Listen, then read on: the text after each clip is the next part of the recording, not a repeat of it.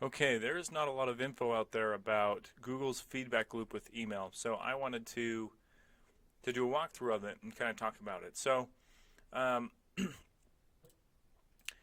Postmaster Tools, which is Google's tool to analyze something like this, so a user-reported spam rate, is a pretty simplistic thing, and it doesn't give you much information. So, in typical feedback loops, and a feedback loop, if you don't already know, is you send an email to a user, and let's say they open, click, or mark your email as spam. Well, it pings back to the sender essentially a little message saying what the user did. That's how you can get open and click-through rates and spam reports, right? Well, email service providers like Yahoo, Hotmail, um, they will ping back when a user reports spam. Google does not do this though. They expect you to be a good emailer, which you should be. And so they will give you aggregate data, and they want to protect their users' information from you, so they don't, while they'll send open and click-through rates, they will not send you back spam complaints on an individual level.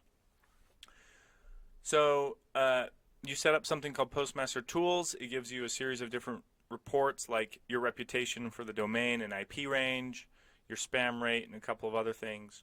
But what I want to focus on is an extra layer of what they call a feedback loop. And it is implemented through email headers. So an email header is... So I took an email that I got from Aweber and looked at the original message. So in Google you can go and hit like the three dots and like Gmail and see view original message. And this is what the whole actual email looks like, right? Well, up above here in this section, and it goes all the way down to, I believe, right there, including that last line, are email headers, which is, each new line that has then a colon and a space after it, that is a new email header. And email headers are kind of like the metadata for emails. They describe what's happening with it, so who it got sent to, who sent it. It will list servers that send the message. It can actually be kind of a complex process from an email sender to a receiver. Authorization and like authentication. So authentication is a better word. So like DKIM, SPF, that's all here. So Google utilizes this. So they, in out-of-their-box reports like this one, all they give you is an aggregate percentage.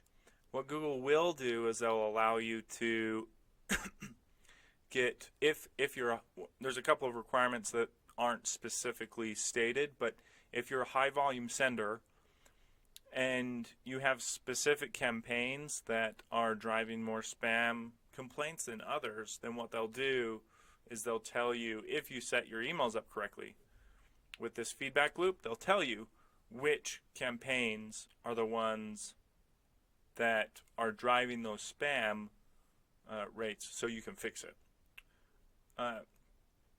So there's some implementation on your end. Now, it's very easy actually, but because it's kind of technical and up in here, a lot of, I'm not sure how many email service providers will actually do it. So this is a tool called Customer.io, which is amazing. And they have an option here in email, in like an email builder, to add custom headers, right? So I can add all these different custom headers, which is where we're going to be implementing the feedback loop. Others don't. Like, for example, I grilled HubSpot for the longest time this past week, figuring out if they would do it, and at the end of the day, they don't allow custom headers. And, that's too bad. They're one of the bigger platforms, and it might be something that others don't, too. So you would just have to get with your email provider and see what the options are. But if you do have access to it, it's actually really easy. And the steps are pretty simple. Google has a help center that talks about it. The name of the header would be this feedback-ID. So you would take that and I'd put that in the name. Okay? So that would show up in the name of my email header there. And then the value is characterized as this, and it's a little funky because it actually, the way they do it is it starts from the right side, so you're reading right to left, even though they go ABC here. So the sender ID is the required, it's like the most important one, and you want that to be the same across all emails that you send. So usually, and it's a value that you can come up with and create. So if I was sending it on behalf of my employer, like Cloud App, I would probably just use something like Cloud App or Cloud App Email or something like that. The rest of these, where they have this A, B, and C, and one last thing, and it's here, but you're limited in the character count that you can do with that sender ID, and it has to be there. Then this A, B, and C, which are separated with colons, are values that you can come up with. They have some examples here of like custom identifiers and stuff. I don't personally know why you would need three different ones. I guess it depends on how complex your email structure is. At a minimum, you'd probably want one, and it would be like the name of the campaign. So you would have, my employer, your employer there, and then the campaign. And then I would come to the email builder here, and for the values, then I would have, and remember it's right to left. So I would do something like, if this was a welcome campaign, I'd just say welcome, Cloud App Email, whatever my sender ID is. And that's it. And then and you know what, on the fly, let's actually see if this will work. I'm going to send myself a test here, and we'll see if we can see it. So let me pause this while I pull it up. Okay, so I got myself the message, and look, here it is. I just had it in my view. Where'd it go? There it is.